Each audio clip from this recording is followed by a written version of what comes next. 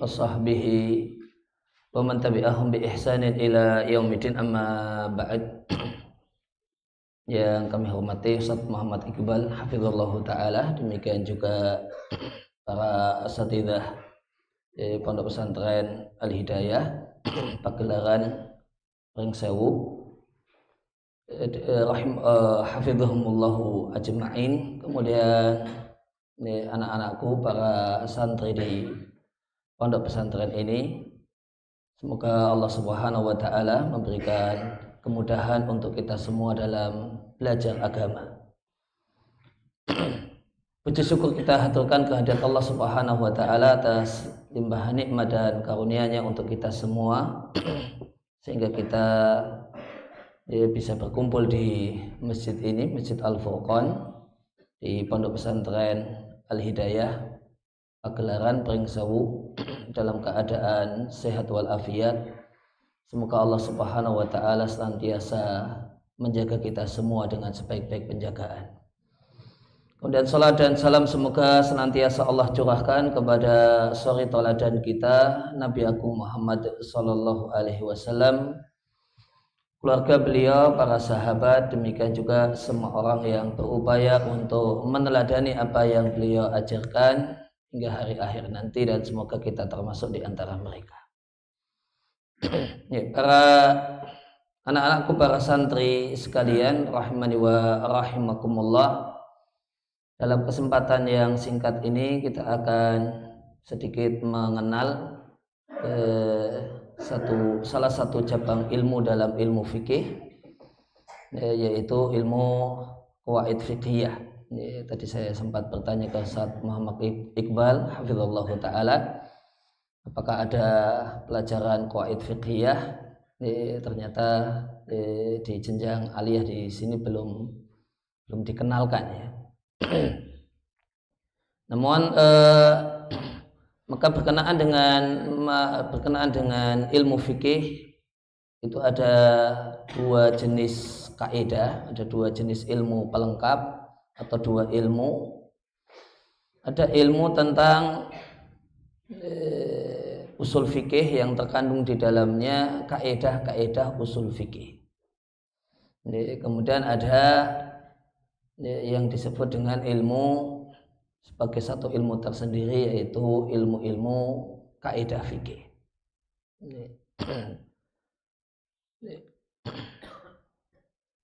Maka sudah ada kemudian misalnya ada di pelajaran usul fikih itu isinya adalah ilmu-ilmu atau kaidah-kaidah usul fikih. Kelas berapa antum, Mas? Antum kelas berapa? Oh iya, tidak.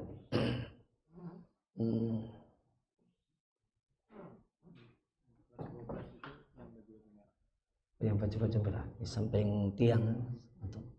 Contoh qawaid usuliyah, kaidah usul fikih ya, antum. Nah, ya yang noleh itu. Nah. Iya, betul. Contoh kaidah usul fikih satu saja.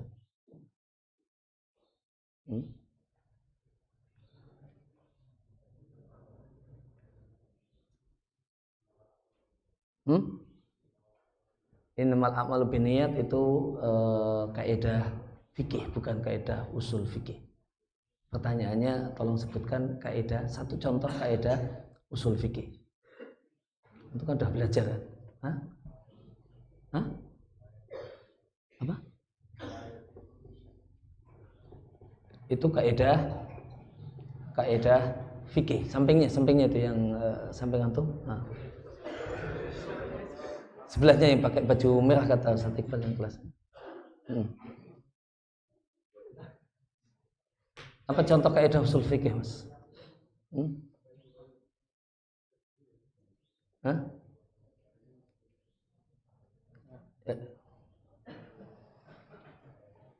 Atau antum tujuh, Ustaz?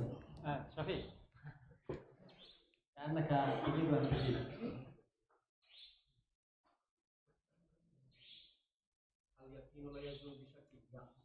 itu kaidah fikih. masih sama. Pertanyaannya itu nggak ada di pelajaran usul fikih itu kan. Kaidah yang ada di pelajaran usul fikih.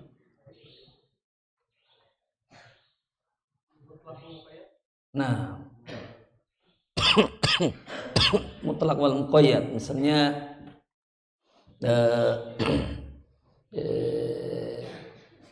maka al mutlak baqiya ala itlaqihi hatta ya'tiya al qaid misalnya atau semacam itu. Jadi ada kaidah usul fikih, ada kaidah fikih. Itu dua hal yang berbeda. Dua hal yang berbeda. Kaidah usul fikih contohnya al-amru lil wujub. Bahasanya perintah itu menghasilkan hukum wajib. Contohnya al-aslu fi fi'lin Nabi sallallahu alaihi wasallam at-ta'abbudi al-mujarrad lil istihbab. Perbuatan hukum asal perbuatan Nabi sallallahu alaihi wasallam yang bersifat ibadah dan itu murni perbuatan Nabi tanpa ada perintah dari Nabi, maka itu menghasilkan hukum anjuran. Kemudian dan macam-macam kaidah yang lainnya ada an-nahyu al-aslu fin nahyi litahrim. Hukum asal sesuatu hal yang dilarang itu berarti adalah haram. An-nahyu yaqtadil fasada. Larangan itu menyebabkan batalnya hal yang terlarang. Ini namanya qawaid usuliyah. Ini kaidah usul fikih. Ada kemudian yang disebut dengan qawaid fiqhiyah, kaidah fikih. Tadi ada yang disebutkan innamal a'malu binniyat. Kemudian ada tadi menyebutkan misalnya contohnya innamal a'malu binniyat yang bahasa standarnya itu al-umuru bimaqasidiha. Segala perkara tergantung niatnya. Ada kemudian kaidah tentang perbandingan antara maslahat dan mafsadah. Nah, ini kaidah disebut dengan kaidah fiqhiyah. Nah, apa beda kaidah usuliyah dengan kaidah fiqhiyah? Jadi ada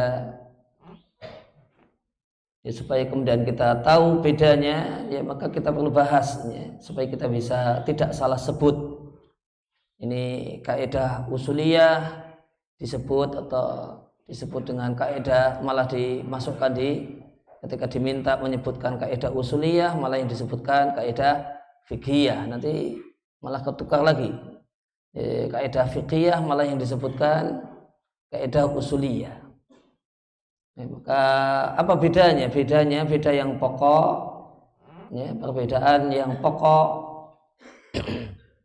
Kalau kaidah usuliyah itu untuk membaca an-nusus, untuk membaca dalil.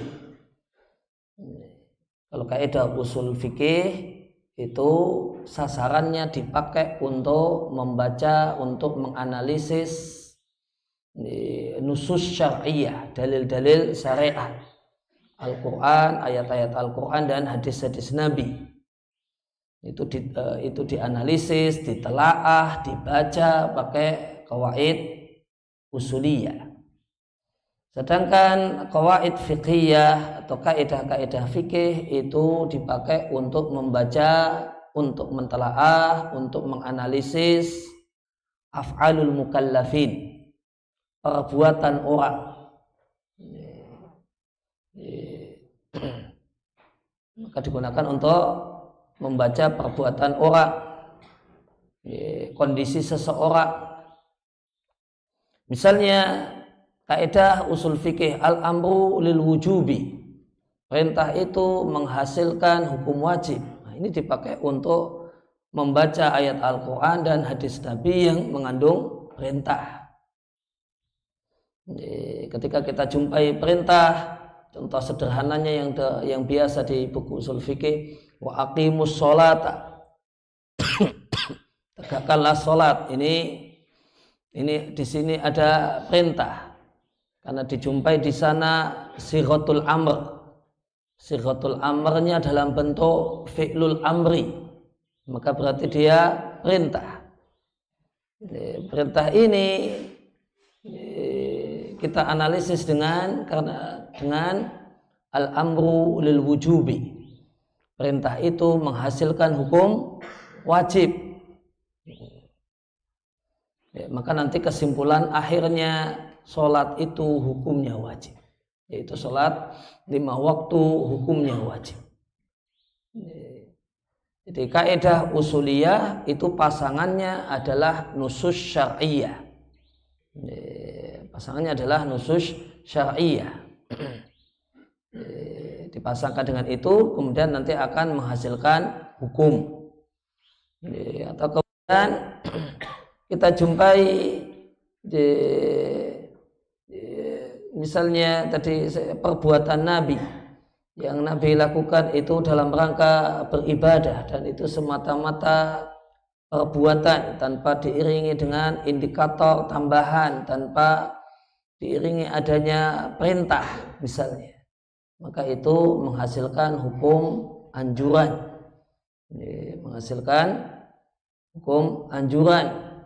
Misalnya Ibunda Aisyah radhiyallahu taala anha mengatakan bahasanya karena sallallahu alaihi wasallam yasumu sya'bana kullahu. Nabi sallallahu alaihi wasallam puasa Sya'ban hampir 1 bulan. Di sini tidak ada perintah dari Nabi, hanya semata-mata perbuatan Nabi. Hadis ini kita baca dengan kaidah bahasanya al-aslu fi fi'lin Nabi sallallahu alaihi wasallam at-ta'abbudi al-mujarrad, itu lil istihbab. Maka dengan kaidah ini kemudian disimpulkan bahasanya memperbanyak puasa di bulan Sya'ban hukumnya dianjurkan. Itu kaidah usuliyah. Sedangkan qawaid fiqhiyah itu dipakai untuk membaca af'alul mukallafin, untuk menganalisis perbuatan mukallaf. Ada orang yang tersesat di hutan sehingga kelaparan sudah lemes sekali, maka ini keadaan mukallaf, kelaparan, tersesat di hutan, kelaparan, kemudian tidak menjumpai makanan kecuali bangkai, maka ini keadaan mukallaf. Dan kita analisis, kita pasangkan dengan qawaid fiqhiyah, ad-daruratu tubihul mahdhurat. Kondisi darurat itu membolehkan sesuatu yang semula hukumnya haram. Maka kemudian kita katakan tidak mengapa baginya memakan bangkai ketika itu. Tidak mengapa baginya memakan bangkai ketika itu. Itu gambaran qawaid fiqhiyah. Jadi supaya hal ini sederhana tapi memalukan. Ini sederhana tapi memalukan. Misalnya seorang menyebutkan kaidah kemudian dikasih label kaidah usul fikih mengatakan, namun ternyata kaidah usul fikih mengatakan ad-daruratu tibul mahdhurat. Itu sepertinya remeh namun memalukan, karena kaidah kondisi darurat membolehkan hal yang haram dan dikasih label itu kaidah usul fikih. Ini salah, ini keliru. Atau kemudian sehingga seorang talibul ilmi, seorang penuntut ilmu harus perhatian dengan hal-hal semacam ini. Jadi perbedaan utama kaidah usul fikih dengan kaidah fikih adalah objeknya. Ini adalah objek sasarannya. Kalau objek sasaran dari kaidah usul fikih itu nusus syar'iyah, teks syariat, yaitu ayat-ayat Al-Quran dan hadis-hadis Nabi. Sedangkan objek sasaran dan objek penggunaan qawaid fiqhiyah adalah af'alul mukallafin, perbuatan mukallaf. Sehingga dalam prakteknya baik kaidah usuliyah ataupun qawaid atau kaidah fiqhiyah itu digunakan untuk menentukan hukum. Kaidah usuliyah dan kaidah fiqhiyah itu digunakan untuk menghasilkan hukum. Hanya saja bedanya kaidah usuliyah itu ditambah dengan teks syariat, ayat Al-Quran dan hadis Nabi sama dengan hukum. Sama dengan hukum. Kaidah usul fikih ditambah teks ayat Al-Quran atau teks hadis Nabi nanti sama dengan hukum. Sedangkan yang satunya kaidah fiqhiyah, perbuatan mukallaf atau kondisi mukallaf, kondisi orang, ditambah kaidah fiqhiyah akan menghasilkan hukum. Nanti akan menghasilkan sebuah hukum. Sebagaimana contoh tadi, ada kondisi orang yang kelaparan, tersesat di tengah hutan dan tidak ada menjumpai makanan kecuali bangkai. Ditambah dengan kaidah fiqhiyah ad-daruratu tubihul mahdhurat, kondisi darurat itu membolehkan hal yang haram, yang semula haram, maka menghasilkan hukum boleh baginya, diperbolehkan baginya mengkonsumsi bangkai ketika itu. Ya, kemudian berkenaan dengan qawaid, ya, ada qawaid yang status induk.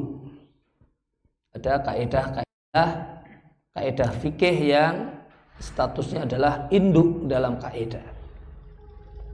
Dan ada kaidah fikih yang statusnya kaidah turunan, bukan kaidah induk. Kaidah induk, kaidah fikih yang statusnya, yang sifatnya ada induk itu ada 5.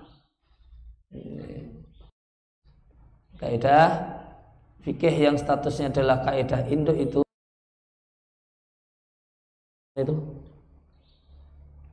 saya maksud yang dekat tembok, dekat ini.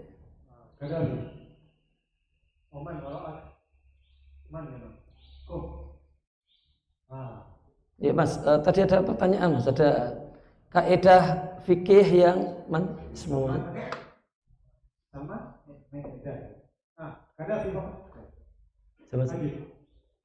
Kadafi. Mas Kadafi, kaidah fikih yang induk ada berapa kaidah Mas? Ya, ada 5 kaidah. Ini ada 5 kaidah. Ini kaidah induk ini diterima dan dipakai oleh semua madhab, lintas madhab. Nanti kalau kaidah turunan itu satu madhab dengan madhab yang lainnya itu bisa berbeda. Tapi kalau kaidah induk ini, 5 kaidah induk ini dipakai, diakui, diterima oleh semua madhab.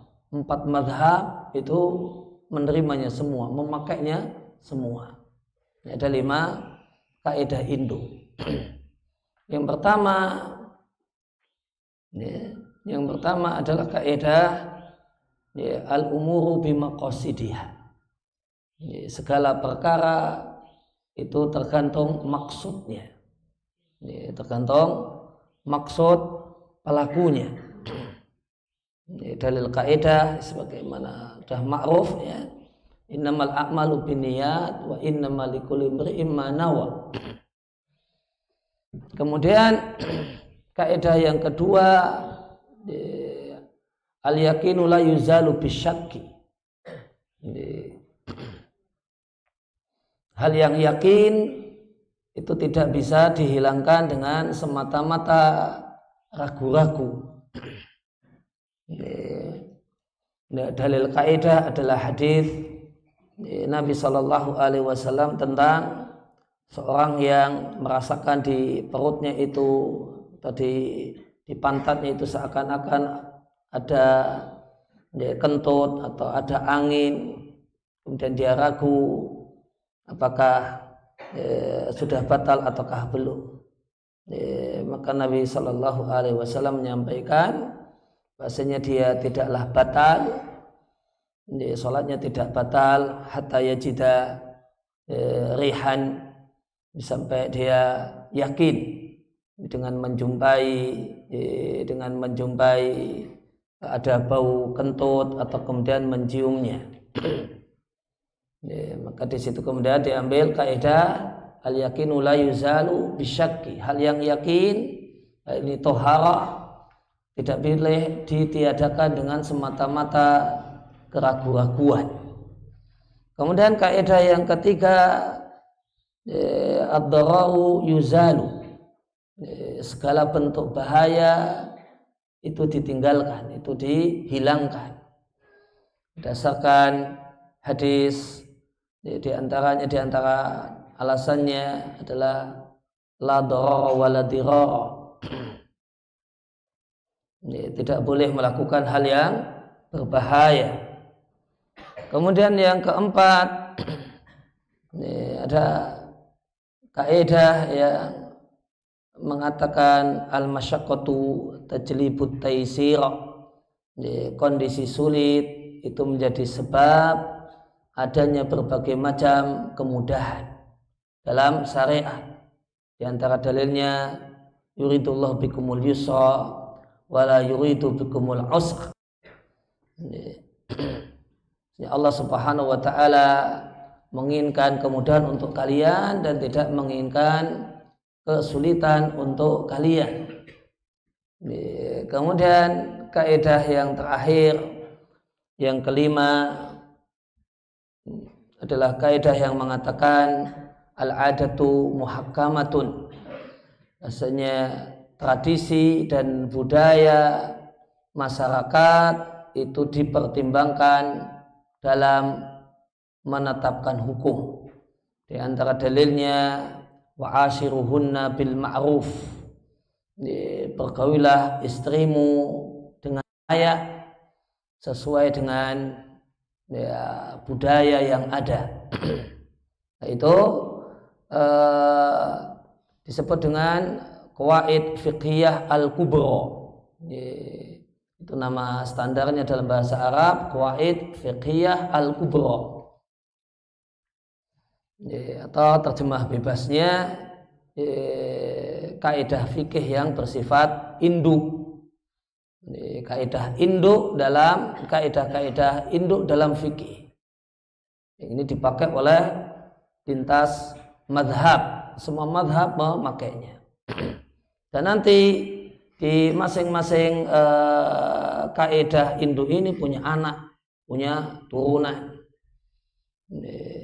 Dan di turunan ini bisa saja ada menjadi satu kaidah di satu madhab, namun tidak diterima oleh madhab yang lain. Itu 5 kaidah induk. Kemudian kaidah fikih yang demikian banyak itu kalau dilihat dari asal pembentukannya. Jadi ada asal pembentukannya. Maka secara umum ada dua di kaidah fikih itu. Kalau dilihat dari asal pembentukannya, gimana cara terbentuknya kaidah fikih, maka ada yang pertama kaidah fikih yang itu berasal dari nas. Kaidah fikih yang asalnya adalah nas atau gabungan dari berbagai macam banyak nas. Maka ada kaidah fikih yang berasal dari nas atau isi nas. Contohnya tadi kaidah pertama, al-umuru bimaqasidiha. Maka dia berasal dari hadis Nabi, isi dari hadis Nabi, innamal a'malu binniyat. Kemudian ada kaidah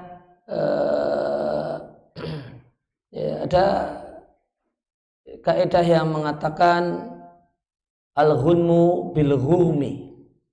Al-ghunmu bil ghulmi. Keuntungan itu menjadi hak seseorang ketika dia menanggung kerugian. Seorang itu berhak untuk mendapatkan keuntungan kalau dia itu memiliki berpeluang untuk menanggung kerugian.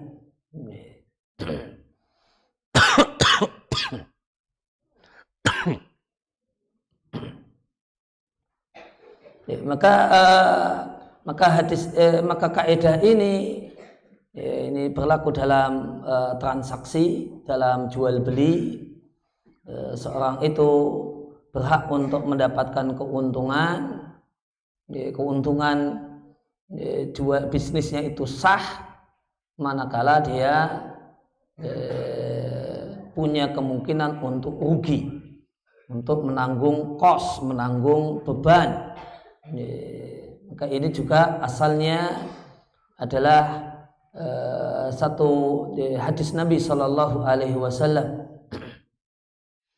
atau kemudian dari kumpulan ada kumpulan hadis atau kumpulan nas, nanti kemudian dihasilkan satu kaidah semacam al-masyaqqatu tajlibut taisir. Kondisi sulit itu menghasilkan dan menyebabkan adanya kemudahan. Ini adalah gabungan dari banyak hadis tentang rukhsah. Ayat Al-Quran, hadis Nabi tentang masalah rukhsah, adanya keringanan-keringanan. Kemudian banyak dalil tentang bahasanya di antaranya tadi saya sampaikan, yuridullahu bikumul yusra wa la yuridu bikumul usra. Allah menginginkan kemudahan dan tidak menginginkan kesulitan bagi kalian. Ini jadi dari kumpulan banyak dalil, maka ditelurkan dan dihasilkan satu kaidah. Kemudian kaidah fikih jenis yang kedua. Kaidah fikih jenis yang kedua itu bukan dari isi satu hadis atau isi satu nas atau kumpulan dari nas, namun adalah kesimpulan dari berbagai macam hukum fikih. Ini ada hukum fikih, ada hukum fikih, ada hukum fikih, ada hukum fikih, ada hukum fikih. Semuanya memiliki kesamaan. Semuanya memiliki kesamaan. Maka daripada repot ngapal satu-satu, daripada repot menghafal satu-satu, maka dibuat simpulan dari kesamaan-kesamaan tersebut. Maka dia adalah jadi kesimpulan dari berbagai macam produk hukum, dari berbagai macam fatwa imam, fatwa ulama. Bukan diambil dari nas, namun diambil dari fatwa, diambil dari produk-produk hukum yang ada. Kok ini kok punya satu kesamaan, maka dibuat simpulan dengan tujuan agar mudah untuk menghafal, sehingga tidak harus menghafal kasus satu persatu. Itu kaidah fikih jenis yang kedua. Misalnya kaidah yang mengatakan yajuzu tab'an mala yajuzu istiqlalan. Ada banyak hukum fikih itu boleh kalau nebeng, namun tidak boleh kalau sendirian. Yajuzu tab'an mala yajuzu istiqlalan. Kalau dia nebeng boleh, kalau dia sendirian hukumnya tidak boleh. Ini tidak berasal dari nusus, tidak berasal dari nas, namun dari simpulan berbagai macam produk hukum. Maka orang menjual, orang misalnya menjual janin sapi yang kemudian ada di perut induknya.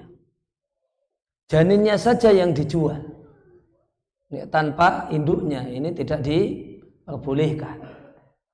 Tapi kalau janin ini sekalian induknya dijual, kemudian harganya lebih mahal karena dia mengandung janin, karena dia dalam kondisi bunting, maka diperbolehkan. Padahal berarti kemudian janin itu mempengaruhi harga.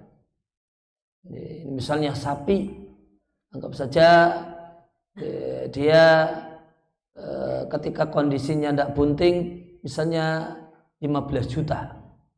Karena bunting, maka harganya tidak 15 juta. Harganya misalnya 16 juta. Mempertimbangkan buntingnya, harganya jadi 16 juta. Berarti ini kan janin ini harganya 1 juta. Tapi kalau janin itu dijual sendirian 1 juta, kalau janin tersebut dijual sendirian 1 juta, tidak boleh.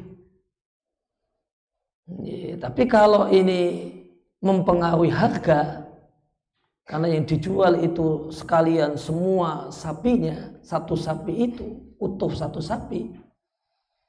Tapi ada kenaikan harga karena pertimbangan apa? Pertimbangan apa tadi?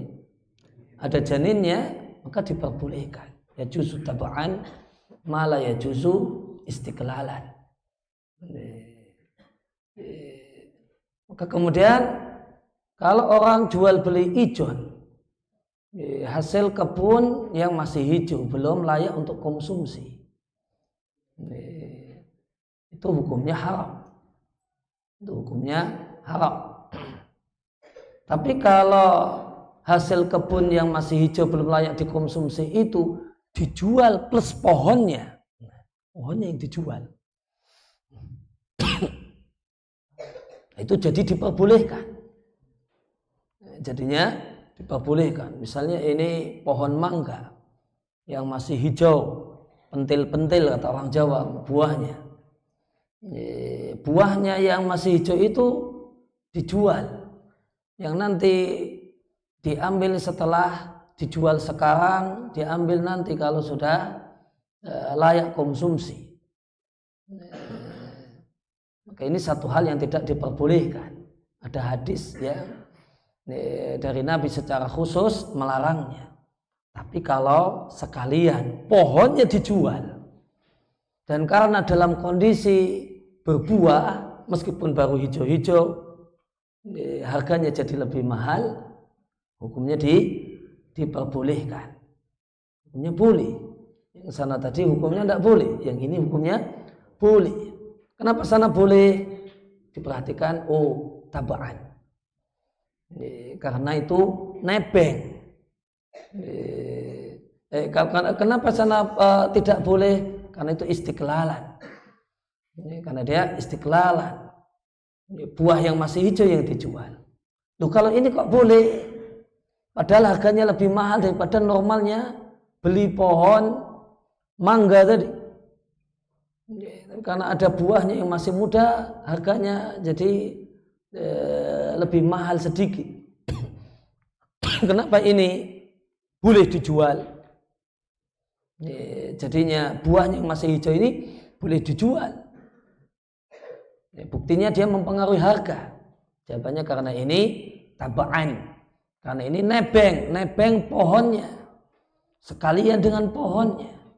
Yang itu tidak boleh karena istiqlalan, karena mandiri, karena independen, karena berdiri sendiri. Ini jadi ada kasus ini, ada kasus jual beli sapi bunting, ada kasus jual beli pohon yang berbuah, ada kasus apalagi dan macam-macam. Maka supaya tidak perlu ngapal satu-satu, maka disimpulkan,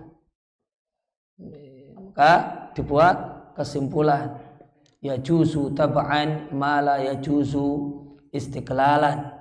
Ada banyak kasus dalam ilmu fikih, dalam hukum fikih yang boleh kalau nebeng, numpang, sekedar ikut, namun tidak boleh jika bersifat independen, bersifat mandiri, bersifat berdiri sendiri. Ini dua jenis kategori besar untuk yang namanya kaedah fikih. Dari dua jenis ini mempengaruhi pembahasan selanjutnya. Bolehkah berdalil dengan kaedah fikih? Apakah kaedah fikih itu boleh dijadikan sebagai dalil? Ulama berselisih pendapat. Kalau kaedah usul fikih, memang dia dirumuskan untuk jadi dalil. Namun apakah kaedah fikih itu bisa digunakan sebagai dalil, bisa digunakan untuk menetapkan satu hukum? Ulama berselisih pendapat dalam masalah ini. Kesimpulannya adalah dengan mempertimbangkan dua jenis kaidah fikih tadi. Kalau kaidah fikih tersebut hakikatnya adalah nas syar'i, nas syariah, hakikatnya adalah ayat Quran dan hadis Nabi, karena dia adalah isi ayat Al-Quran atau isi hadis Nabi, isi ayat Al-Quran atau isi hadis Nabi, atau bahkan dia kumpulan.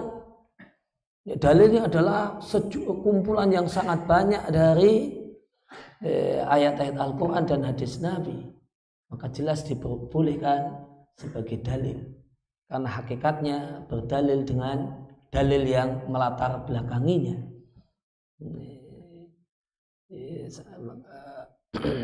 Maka pada hakikatnya berdalil dengan berbagai macam dalil yang melatar belakanginya. Kita berdalil dengan ad-dararu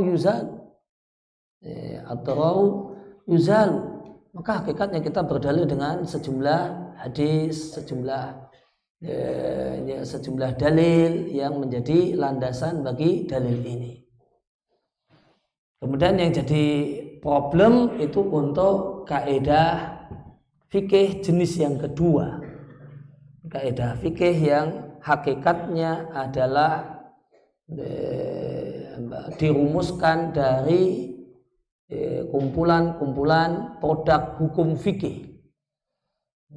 Apakah kemudian boleh dijadikan sebagai dalil?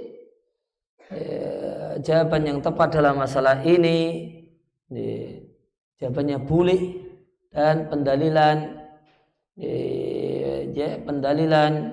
dan namun hakikatnya adalah berdalil dengan kias. Ini hakikatnya berdalil dengan kias. Maka kaidah fikih jenis yang kedua yang merupakan kumpulan produk-produk fikih itu hakikat dari kaidah tersebut itu adalah illah yang ada di semua produk hukum yang menjadi cakupan atau yang menjadi latar belakang dari kaidah tersebut. Ada produk hukum A di kasus misalnya tadi dua contoh kasus tadi, di kasus masalah jual beli janin, ini kenapa demikian beda, ini boleh yang itu tidak boleh padahal sama-sama janin. Apa alasannya, apa ilahnya? Alasannya karena yajuzu taba'an mala yajuzu istiqlalan. Dalam jual beli hasil pertanian atau hasil perkebunan yang belum layak konsumsi, yang itu boleh, yang itu tidak boleh. Apa pertimbangannya? Apa ilahnya?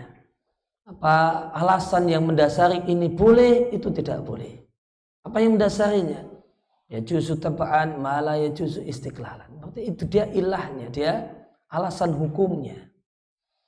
Maka hakikatnya adalah ada alasan-alasan hukum itu dikumpulkan jadi satu, kemudian dirumuskan menjadi satu kaidah fiqhiyah. Sehingga bolehkah orang beralasan, berhujjah dengan kaidah jenis ini? Jawabannya boleh. Dan itu mimbab al-ihtijaj bil qiyas. Itu adalah pada hakikatnya adalah berdalil dengan kias. Ketika kita jumpai kasus yang lainnya, yang terkandung padanya, yang kemudian terkandung padanya hal ini, maka diperbolehkan. Maka dibolehkan untuk dipakai, maka bisa dijadikan sebagai alasan dan pertimbangan. Semacam misalnya kita jumpai di penjelasan dari Syekh Ibnu Utsaimin rahimallahu taala tentang hukum gambar,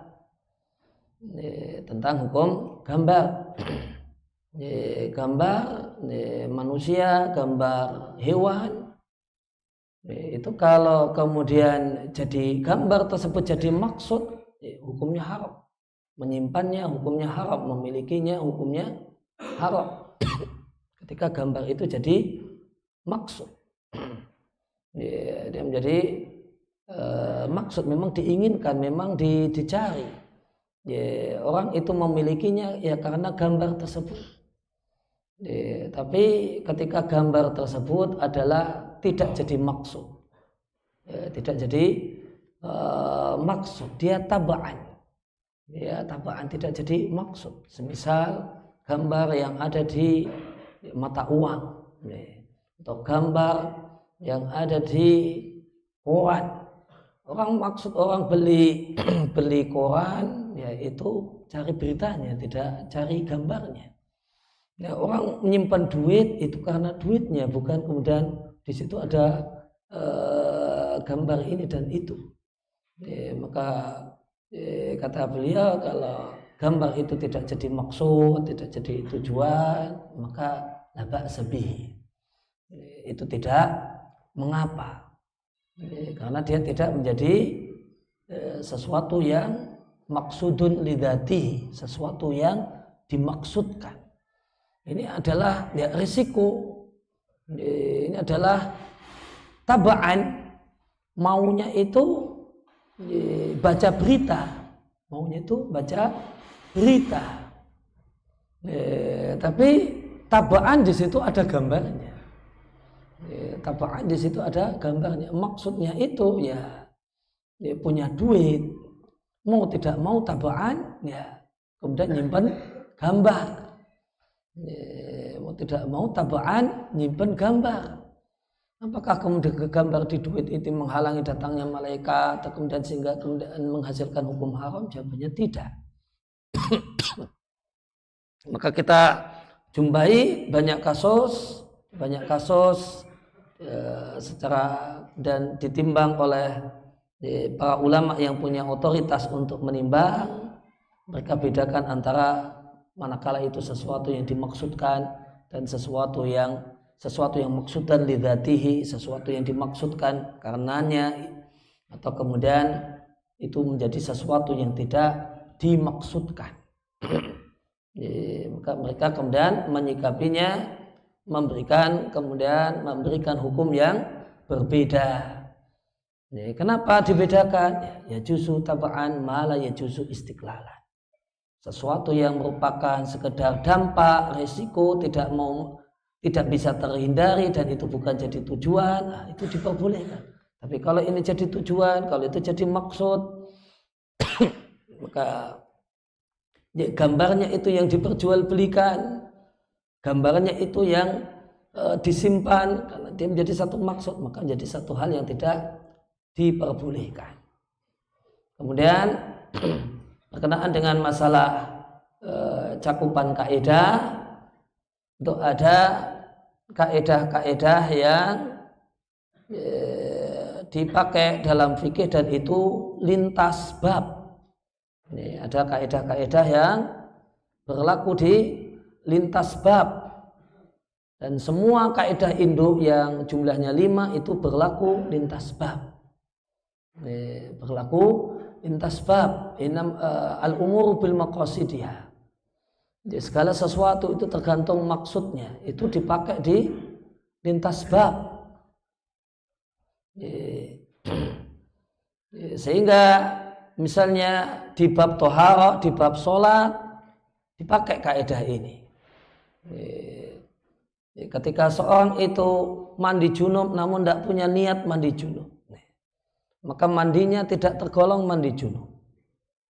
Karena apa? Al-umuru bimaqasidiha. Ketika di bab nikah kita jumpai larangan nikah tahlil.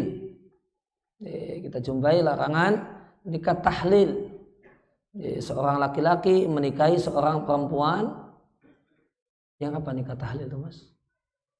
Nikah tahlil itu gimana, Mas? Hah? Oh, idat ya. Kelas 12. Ini yang ini yang siapa ini? Dekat kamera, di belakang kamera. Nikah tahlil itu apa, Mas? Udah kelas 12 udah mau nikah ini.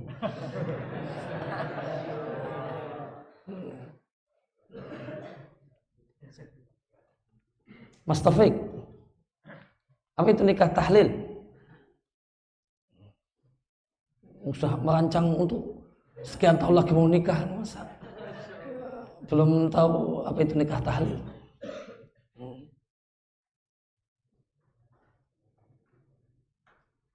Apa itu nikah tahlil? Iya.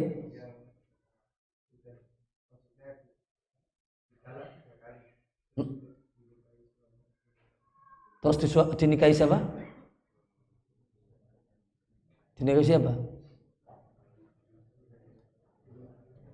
Suami yang mentalaknya 3?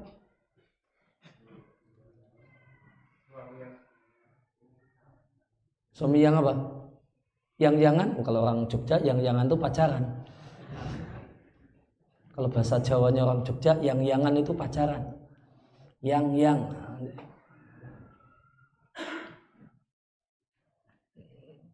Yang apa? Yang jangan satu saja, jangan 2 nanti. Karena saya orang Jogja nanti yang-yangan jadinya pacaran nanti.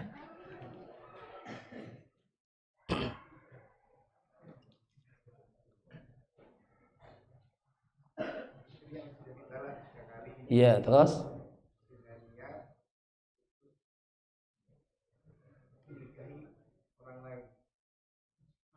yang niat si perempuan dia nikah supaya, atau yang niat yang laki-laki?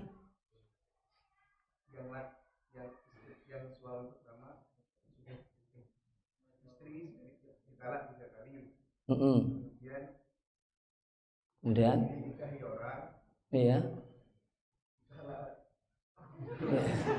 dinikahi orang dengan niat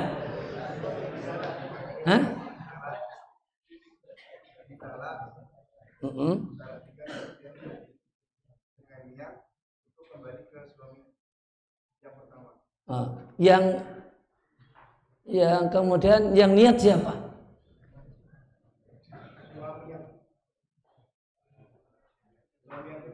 Suami yang kedua. Kalau yang niat si perempuan nikah tahlil bukan?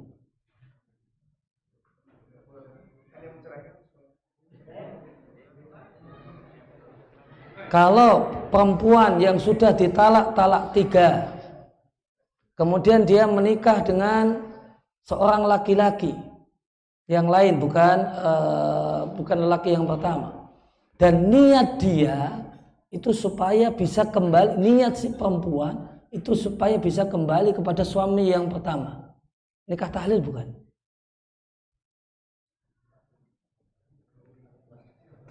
Antum kayaknya konsultasi sama sampingnya, coba sampingnya ya Mbak. Siapa Ustaz namanya?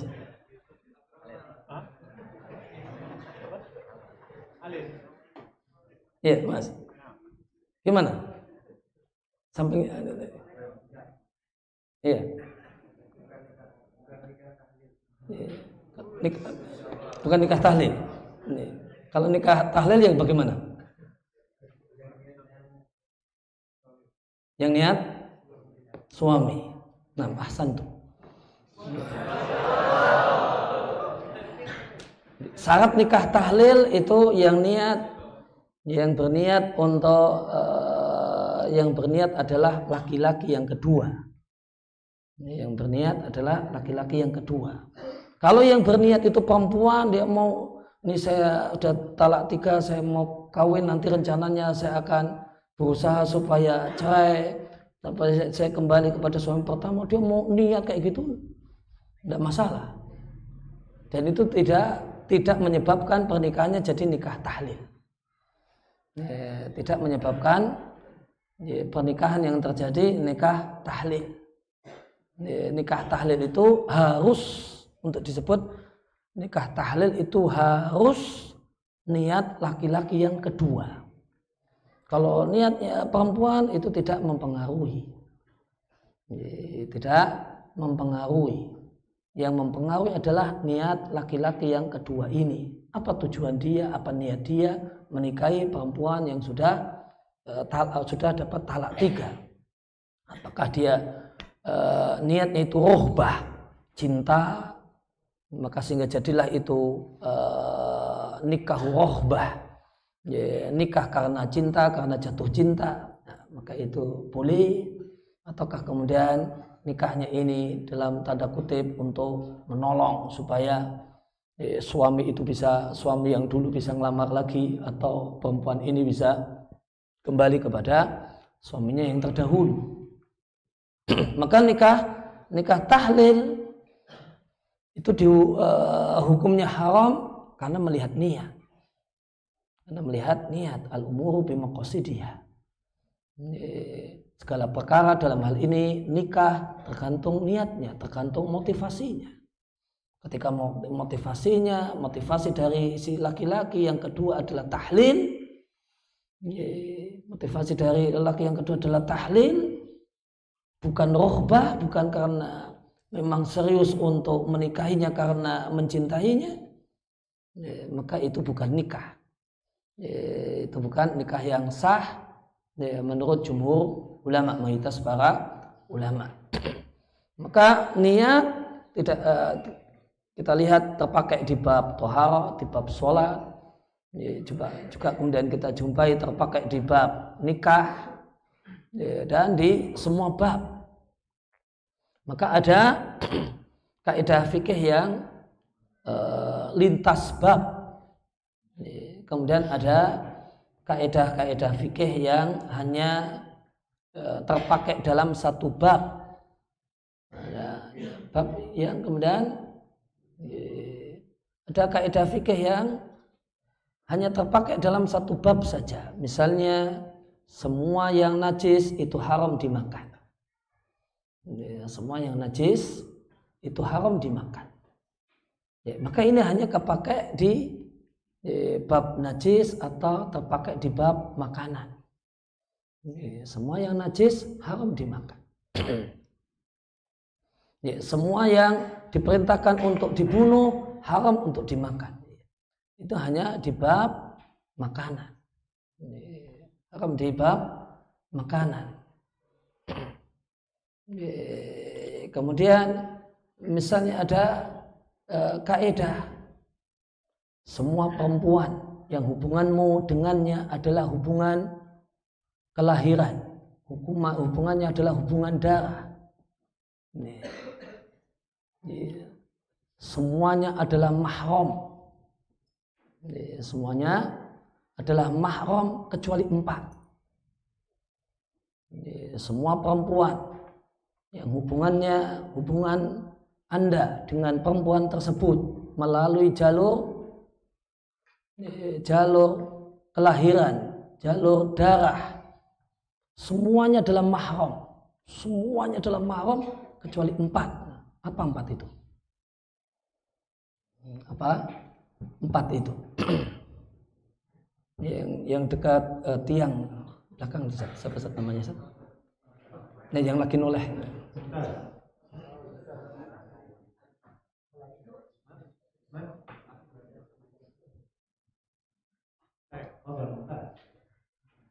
Ya. Sepupu. Apa itu yang dimaksud sepupu?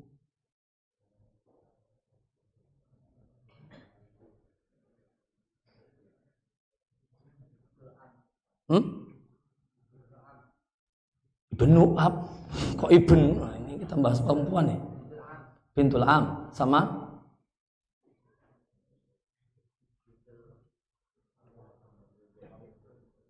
Bintul Am. Kemudian yang kedua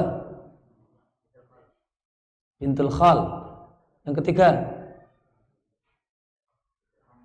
Bintul Ammah. Yang keempat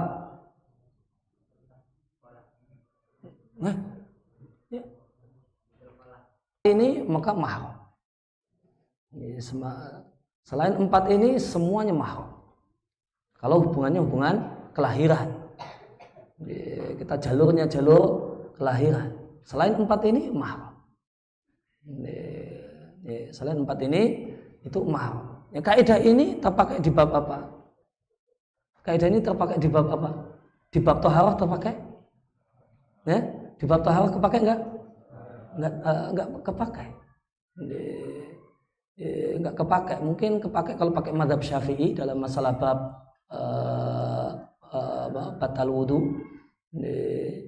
Tapi pada dasarnya ini kaidah ini ada di bab apa? Ada di bab apa? Bab nikah. Hanya di bab nikah. Pada dasarnya ini bab nikah. Tidak kemudian terpakai di bab haji, bab zakat, bab puasa, bab sholat. Tidak kepakai. Hanya di bab nikah saja. Tentang wanita yang haram untuk dinikahi. Maka kalau hubungannya adalah hubungan darah, maka semuanya haram dinikahi kecuali 4. Dia anak paman atau anak bibi, baik dari jalur ayah ataupun dari jalur ibu. Namun perlu diketahui dalam fikih yang namanya paman itu adalah saudaranya usul. Yang namanya paman itu saudaranya usul. Semua yang statusnya usul, saudaranya itu namanya paman.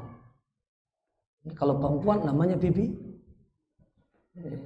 Sehingga saudara laki-laki kakek itu apa namanya secara fikih? Saudara laki-laki kakek saya, saudara laki-laki kakek saya itu apa namanya tadi? Namanya paman. Saudara perempuan mbah buyut saya itu namanya apa? Itu ammah. Jadi yang namanya paman atau bibi itu tidak hanya saudaranya ayah ataukah ibu, namun saudaranya usul. itu semuanya adalah paman atau bibi. Sehingga anaknya itu namanya anak paman atau anak bibi. Ini kaidah ini hanya berlaku di bab nikah saja. Sebaliknya, pasangan dari kaidah tersebut, semua perempuan yang hubungan antara kita dengan dia adalah melalui jalur perkawinan, itu semuanya itu bukan mahram kecuali 4. Semuanya bukan mahram kecuali 4. Ya, sampingnya tadi. Nah ya, yang noleh.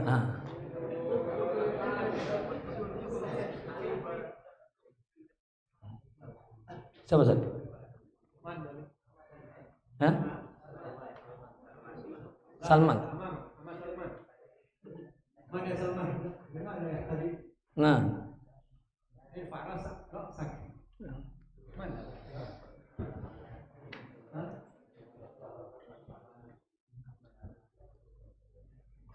Siapa Ustaz temannya Ustaz?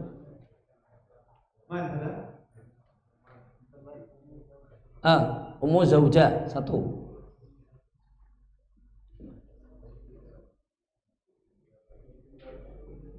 Ini Bintu Zaujah. Nah, ini namanya apa? Rabibah. Terus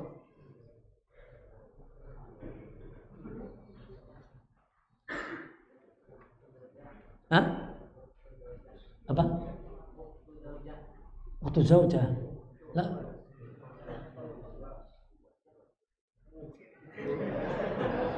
Waktu Zaujah enggak?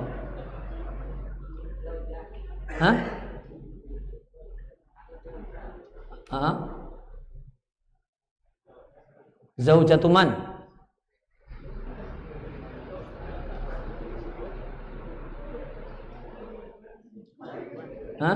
Zaujatuman.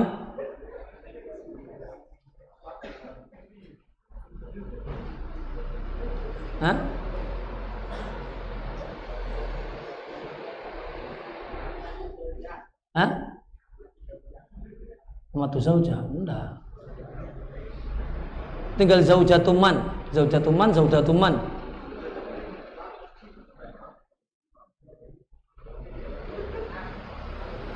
Zaujatul ab.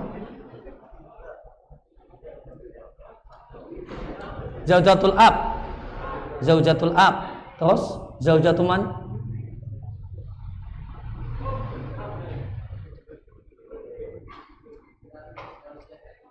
Zaujatul ibn. Ahsan tuh.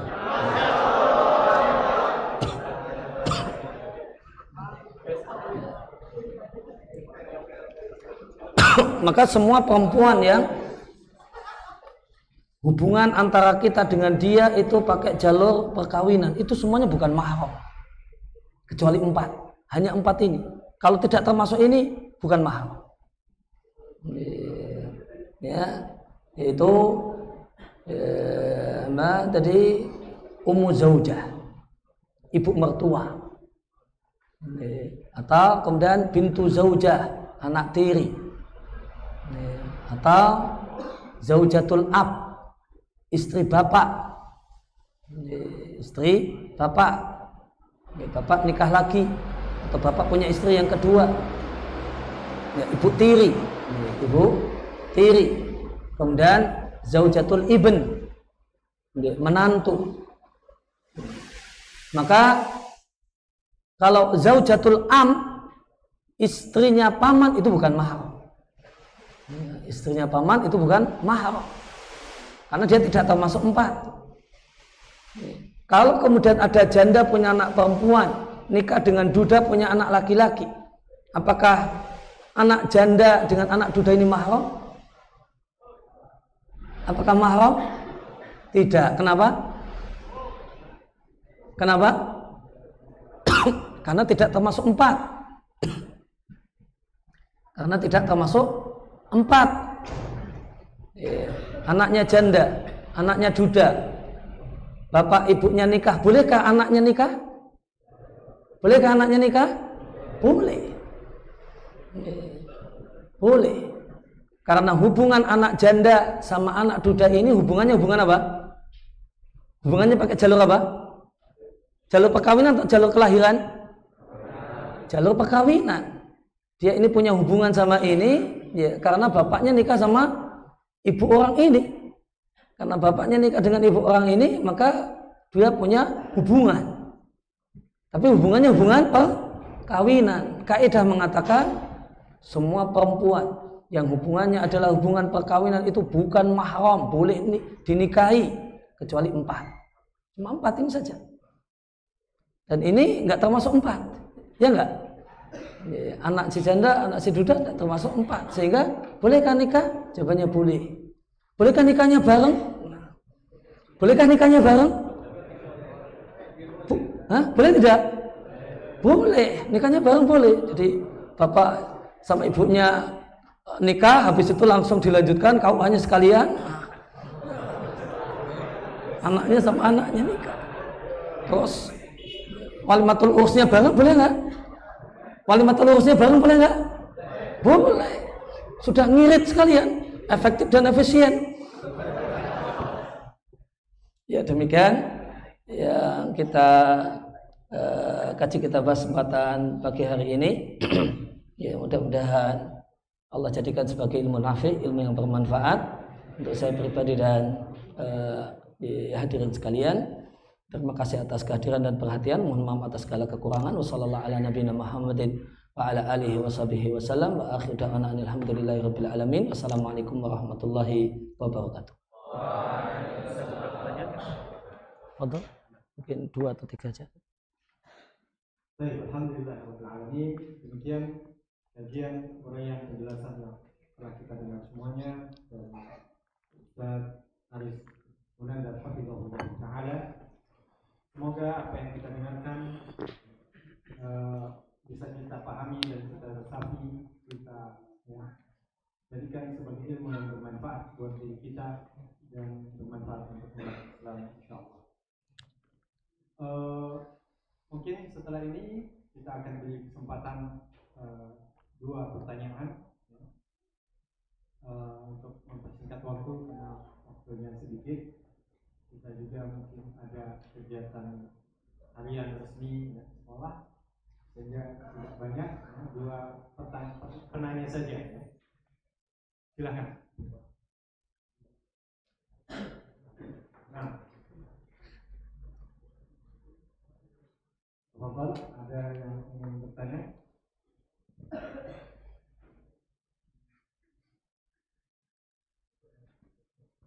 Nah, Bapak,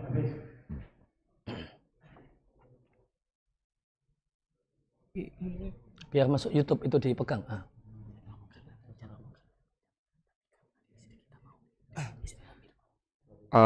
Bismillah. Afwan, izin bertanya, kalau misalnya kita punya istri kita lagi hamil, kemudian dia mau mangga hijau, atau bahasanya ngidam lah, kemudian dia tuh pengennya banyak, sedangkan tadi pernyataannya kan kalau misalnya kita kaidah yang ya juzu tabaan malah ya juzu istiqlalan, itu kan harus beli sama pohon sama tanahnya, itu gimana Ustaz? Kalau hanya beli buah yang hijaunya.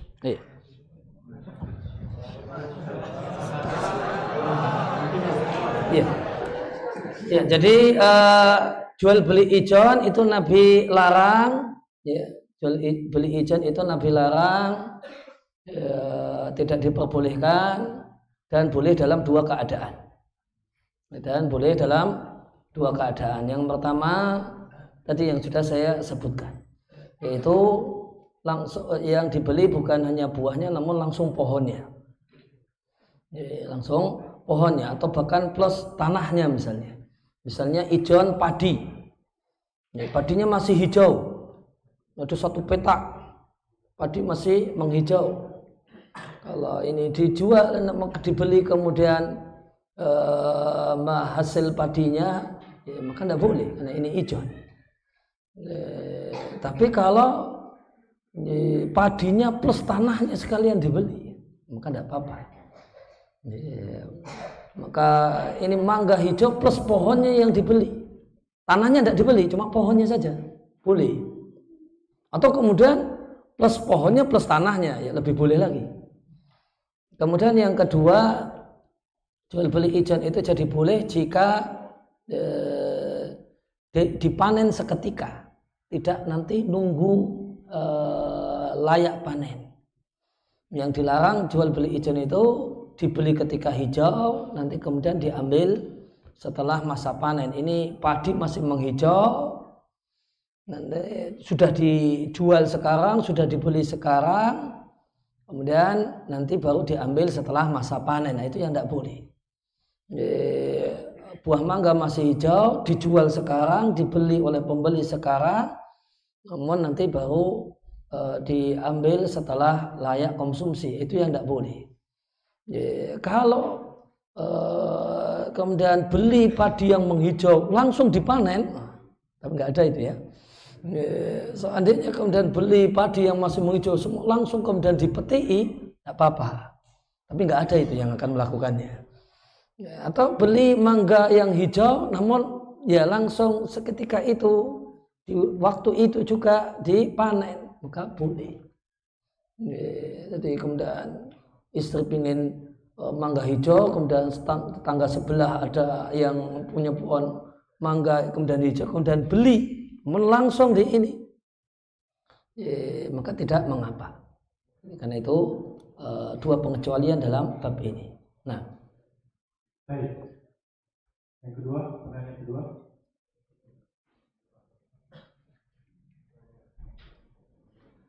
Silakan.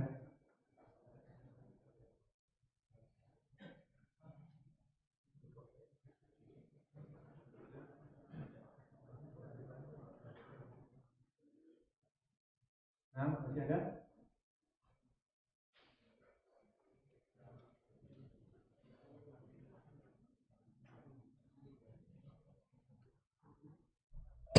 Oke.